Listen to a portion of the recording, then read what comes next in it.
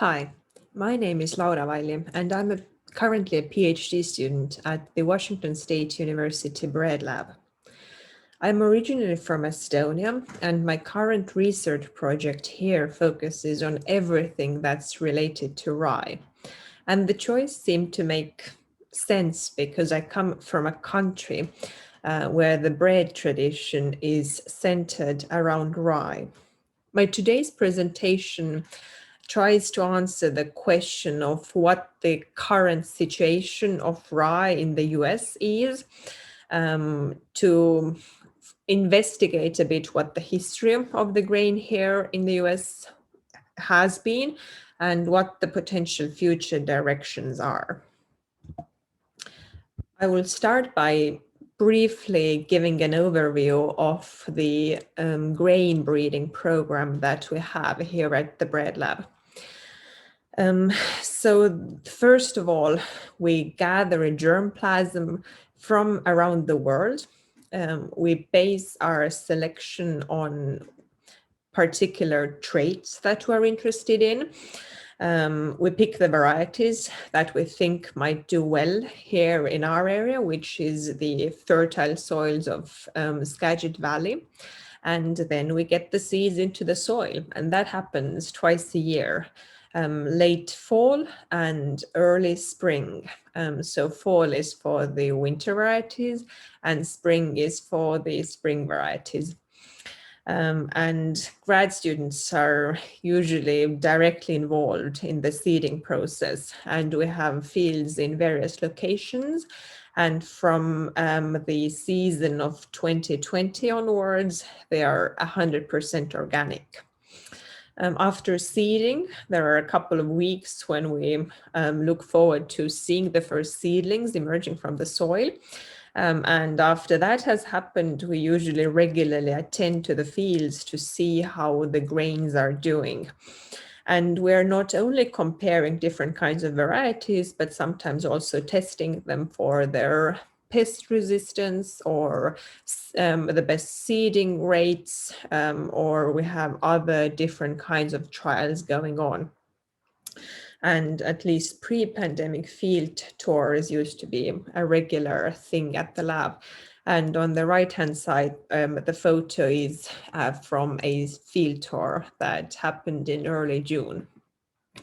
Here are a couple of shots of rye growing in the fields. You can see the winter varieties in early December on the photos in the left and on the right-hand side in the upper corner. And on the bottom right, you can see a shot of the rye fields in late July when the heads have already been formed and the pollination has occurred too.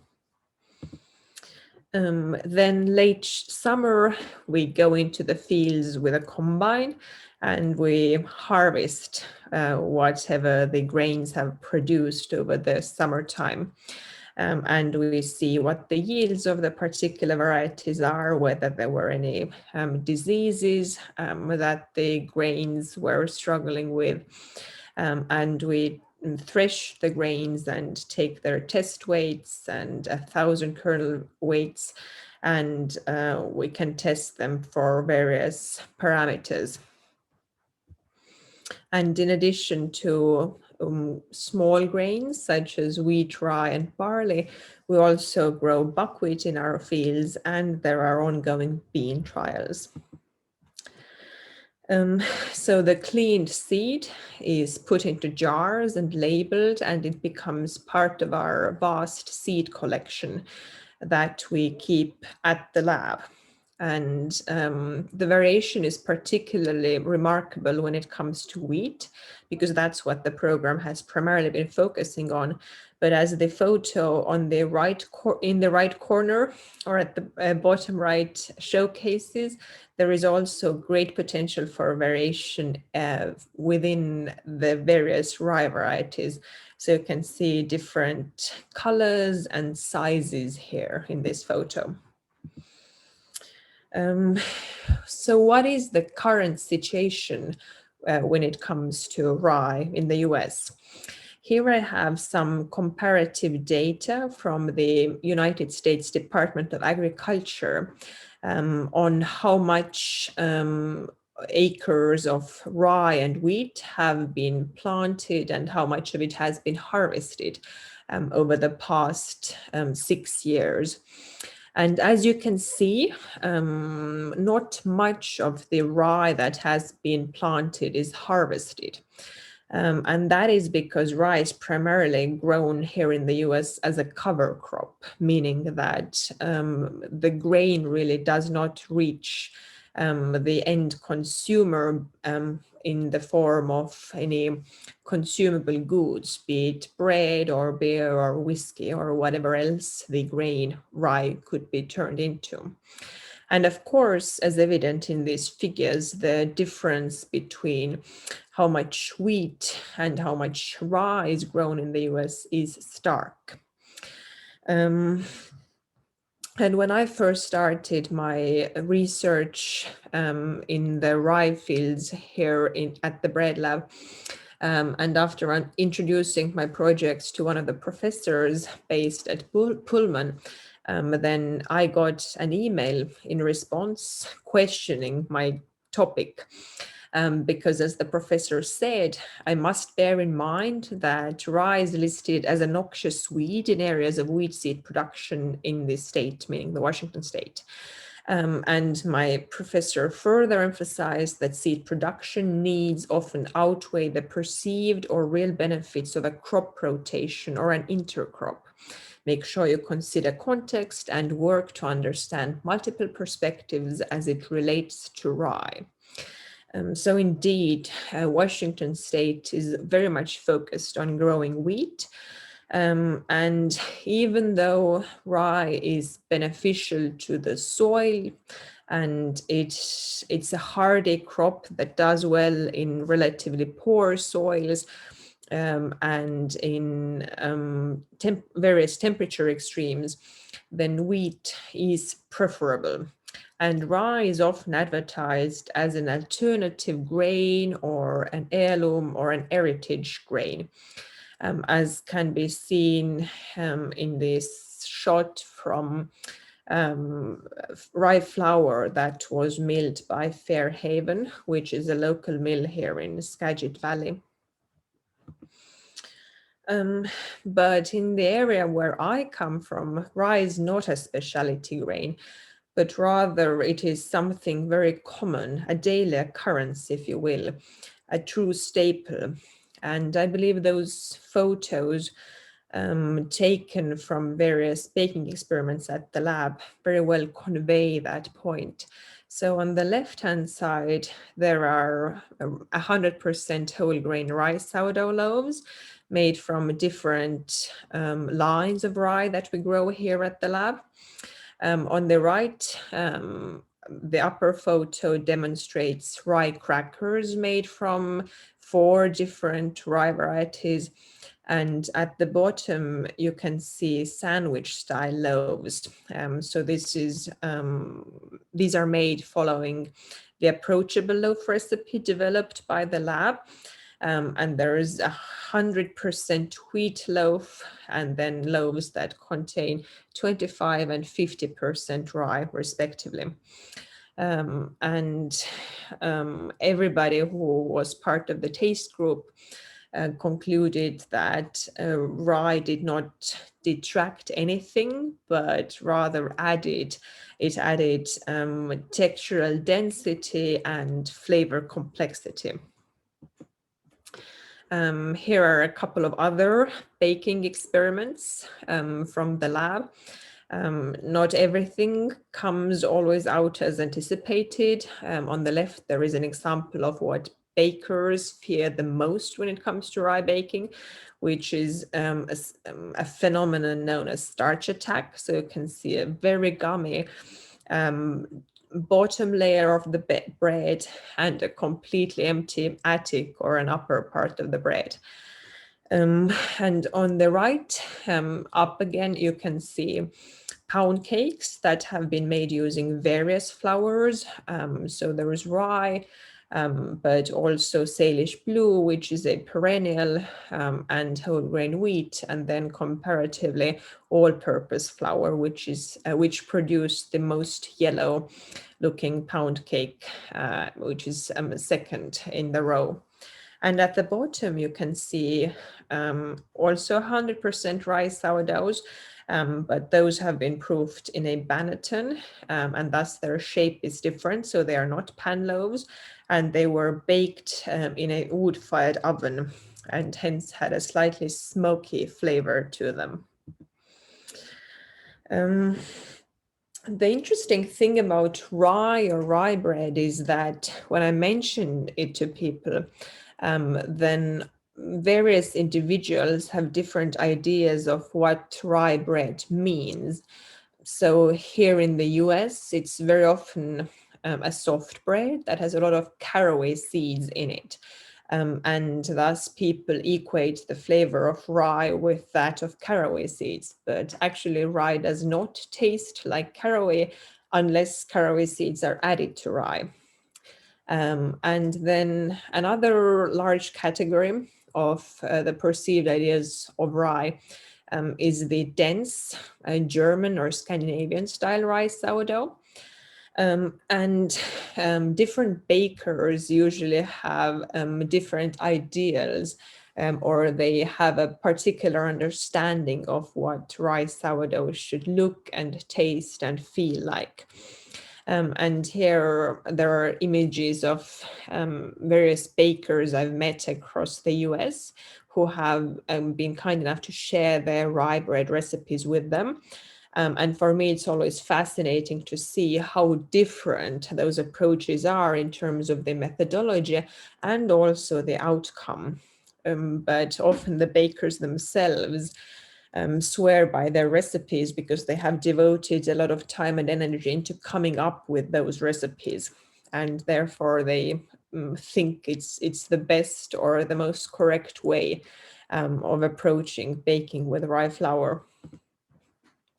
And on the left, there is an example of that very diversity.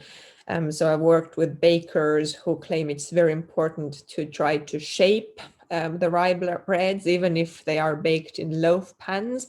And then at that other extreme, there is a baker who said that he just dumps the rye batter or rye dough into the pans without even smoothing the tops. And they turned out great and they tasted excellent. So there is a lot of room for variation, which we often tend to forget in our quest for perfection when it comes to baking. And here in Skagit Valley, where I'm currently based, there are many individuals who have some ancestry in either the Netherlands or Scandinavian countries. And when those people hear that I'm researching rye, they often are quite excited, and they tell me, or they share stories about their family rye recipes. And they've also given me actual recipe sheets from their family collections. So on the left, there is the most recent addition to my collection. This is a recipe for a rye bread that has Dutch origins. And as you can see, the main component of this rye bread is actually cracked wheat that contributes the bulk of that bread. There is also rye flour in it, and a fair amount of sweeteners. So in this case, it's either molasses or carob syrup. And I'm always fascinated by the wording of the recipes. And here in this particular example, you can see how it is said that the mixture needs to seem like mud.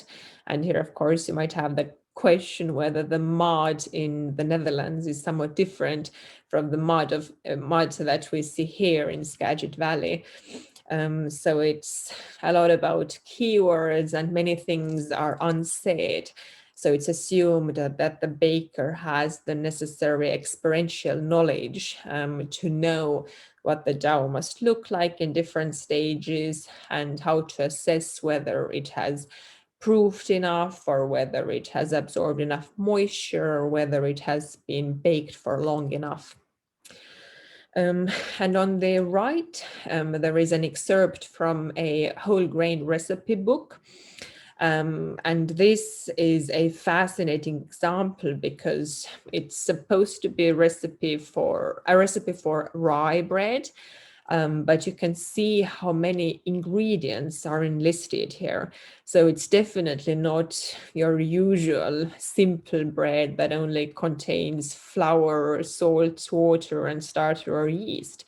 But here we can see that molasses has been added. There's some vinegar in it, and also chocolate, caraway seeds, instant coffee powder, onion powder, fennel seeds. So there is a plethora of ingredients that all contribute to the potential complexity of the resulting bread. And to deduce the rye flavor based on eating that bread, I think, is an extremely challenging task. And you can see that what a person thinks what rye bread tastes like is very much dependent on what the kind of bread the person has eaten. So what is their personal experience when it comes to rye that influences the perception of rye for that particular person. Then recently I did some investigation. I visited one of our local grocery stores that is so to say, native to the Pacific Northwest, and I wanted to see what kinds of rye breads are available in an average grocery store. And again, I found that there are two main broad categories. So the first one is those soft sandwich style loaves that might have quite a bit of rye flour in them, but that also contain many other ingredients that we should not necessarily consume on a daily basis. So you can see all sorts of additives and preservatives and dough conditioners. And there's also some flavorings added to it. So again, even though the rest or the name of the bread suggests that it is dark rye bread, the flavor that we get from it might not be pure rye, so to say. And another camp of breads is imported breads. They usually come from Germany. This particular example is an organic one, and it does not have any additives in it. It is vacuum packed, which means it has a really long shelf life. This photo was taken in early March, and the bread was supposed to be good until almost mid-December. And even though it is probably a healthy and relatively tasty option, I think it is peculiar that the US is importing bread from Germany rather than baking it fresh from locally grown and milled grains. Because surely with this transportation, first of all, it's costly for the environment. But secondly, we also lose something when we can't have freshly baked bread. But what was the situation with regards to rye historically? So when we think about the story of rye more broadly in a global context, then rye used to be a weed that first makes an appearance in the mountainous areas of what we currently know as Turkey. And it probably wasn't consumed as a food crop for a very long time. And probably it was just a weed that appeared in wheat fields. And maybe it was part of the mixes that people used for bakings, but it was not grown separately for making any grain-based products. But as people migrated towards the northern areas and they took some wheat seed with them, then it is likely that the wheat seed, so the seed of rye that was in the wheat grain, slowly but surely started taking those fields over, just because rye does better in more extreme conditions. So when the winters are harsher and colder, then rye yields better during those years and in those locations than wheat does. And we can see a similar story reoccurring in the US. So when the first settlers arrived on the eastern coast, then I think it's fair to assume that they were hoping to grow wheat, but it did not really yield sufficiently to sustain and nourish the people who had moved here. So wheat was often mixed with rye and corn. And thus, I think rye has the connotation of being a crop of need and harsh times, and it's depicted as a peasant grain or a grain of need, rather than enjoyment or something that's desirable. But it has been used more historically in the US than it is used now. And here you can see that rye flour, for instance, was part of the Aunt Jemima pancake mix. And the ad that I have taken a photo of suggests that in that mix, wheat flour gives lightness, corn flour brings tenderness, rye contributes richness, and rice flour enhances the browning quality of the resulting pancakes. So a relatively positive depiction of the grain. On the right, there is a snapshot of a flavor wheel that should help the whiskey connoisseurs to better describe what they are sensing. And here rye is listed under spices.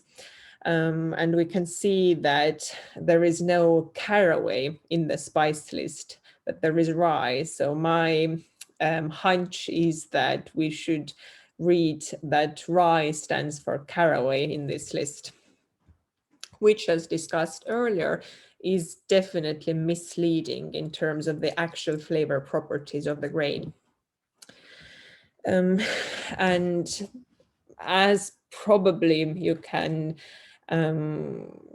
conclude from my talk thus far, there is a lot more to rye and the flavor of rye than the sandwich style caraway flavored bread that Americans often associate with the word rye. And there is a paper from 2018 that proposes a long list of different words that might come in handy when one attempts to describe the flavor or the sensory attributes of rye bread. So we can see that there is overall grain, rye can be wheat-like, rye can taste like rye, it can bring back memories of eating bran, heavy products, it can resemble malt, it can be musty, dry, nutty, brown, toasted, burnt, brown, sweet. It can be reminiscent of molasses, honey, dark fruit, dark chocolate. It can be dough-like. It can resemble some leavening agents. There might be yeasty flavor notes, or it can be described as fermented. Caraway, coriander, dill, anise, salt, sweet, sour, bitter, astringent are all words that the flavor panel came up when tasting various kinds of rye breads. And there is even great flavor diversity when we use the same recipe or the same formula to make rye bread. Here at the bottom, there is an elongated photo of the pre-ferments that I recently used for testing the various rye grains that I had available at the lab. And you can see that they have risen to a different level. Their colors are slightly different, and you have to trust me on that. But their fragrance or their smell was really, really different from one variety to the other. So what do current Americans think about rye and rye bread and rye-based products? Over the course of the 2 years that I've spent here, I've realized or come to the conclusion that the greatest compliment that anybody could give me when I share with them any rye-based or rye-containing products is that, wow, really? Does it contain rye? I would have never thought. Or if they say that it tastes like wheat, then that is another high praise for my rye containing concoctions. But people definitely appreciate rye, and I don't know whether it's because the perception of rye being a very healthy grain, or maybe it is indeed the intriguing rye flavor per se, or something that we can't really pinpoint, but this kind of maybe slightly tangy or sour element, and the nuttiness and the textural density that rye often brings to the baked goods. I have pledged to adding rye to everything that I make and that calls for flour. And I usually go for 50% whole rye and 50% whole wheat. And here are just a couple of savory examples of my recent culinary adventures. So I made bagels successfully using a 50-50 blend. I've made different kinds of dumplings and various savory quiches and tarts. And there have been no issues either in terms of the functionality of the product, and the flavor has only benefited from adding some rye to it. And here a small sample of sweet baked goods that have come out of my kitchen.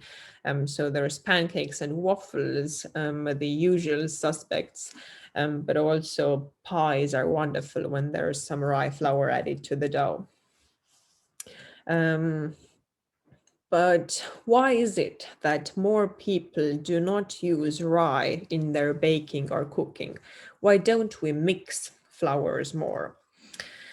Here is the front page of a bulletin published by the United States Department of Agriculture. And it's from the early 20th century. And here they make the claim that rye is the 7th most important cereal in the United States, being exceeded in production by corn, wheat, oats, barley, grain, sorghums, and rice. So again, you can see that it does not really excel at the popularity contest. Here the authors state that if we want to grow more rye in the future, then it must find then rye must find its place in our agricultural systems. And as you can maybe infer from the excerpt from the letter that I received from one of my professors, we really haven't carved out a place for rye thus far, even though there is great potential, dare I say. But one major issue is our desire here, particularly in the US, to classify and to desire purity. And this is definitely the case until these days. So farmers who grow wheat and sell it to the commodity markets, they are given a lower price when their wheat contains those aforementioned impurities. And in this USDA bulletin from 1915, we can see that the list of impurities that one can find in wheat include rye, corn, cockle, kinghead, or great ragweed and wild vetch. So it is indeed one of the weeds that appear in the field. And why is it that we don't like those kinds of additions in our flour blends? So here those authors state that it's the millers who claim that the presence of these impurities in wheat in appreciable amounts injures the milling and baking qualities of the flour. And indeed, this is another relatively prevalent statement that rye does not bake as well as wheat does. It's inferior to wheat in terms of the structure that it can produce in baked goods, which I would definitely argue against. And I think you probably would agree based on the photos that I showed earlier or shared with you earlier. So I don't think that the baked goods are lacking in anything, the baked goods that contain some rye in them. But this is still an issue to this day, that if there is some rye in the wheat, then it's not sellable on the market. It's not desirable. But historically, this was not the case. In Europe, for instance, a mixture known as maslin was very common in the late medieval times, and maslin refers to the mixture of wheat and rye, a blend that was probably grown together in the fields, harvested together, milled together, and then also baked into bread as a combination of two different grains. And I believe the same approach has great potential these days as part of sustainable agriculture and as part of intercropping. But this kind of blend would for sure produce breads that are different from the very white and very soft and very fluffy sandwich style loaves that dominate on the grocery store shelves these days. Here is an excerpt from Belasco's book that makes the claim that the characteristics of white bread are symbolic of wider societal trends. So he claims that white bread is the signifier of segregation, suburban school socialization, or the lack of it, therefore, and the law enforcement tendencies in the US. So we might think of the potential benefits of having more diversity when it comes to our bread selection, and whether maybe when we appreciate the diversity within the world of grain and within the world of baked goods, perhaps we'd also be more appreciative of diversity in our society, be it in terms of class, race, gender, or whatever categories we might be very particular about.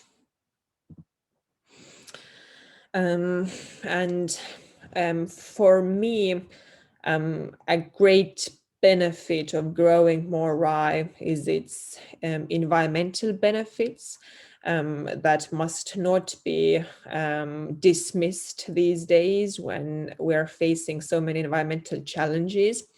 There's a lot of investment these days into projects that promise to create crops that do well in the changing environmental conditions. But I think that we actually have those crops already at our hands, and we should just use them more.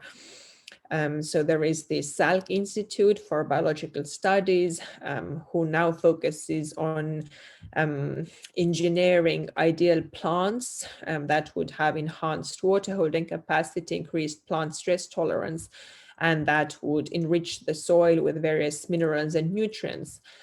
But I'd claim that we have it already. Just grow rye, and we have erosion control, we have reduced need for fertilizers, and we have greater pathogen resistance. So it's all out there. We have, the environment has given us the solutions, but it's the consumer end, I believe, that we need to be working on and working with to reconsider the preferences that we have as eaters of bread, and to question why we yearn for particular kinds of baked goods, and whether broadening our choices might benefit our life quality. So where are we headed when it comes to rye? I do think that rye has great potential as cover crop still. That has been demonstrated over decades in the US too. It is used already and can be used even more for animal food.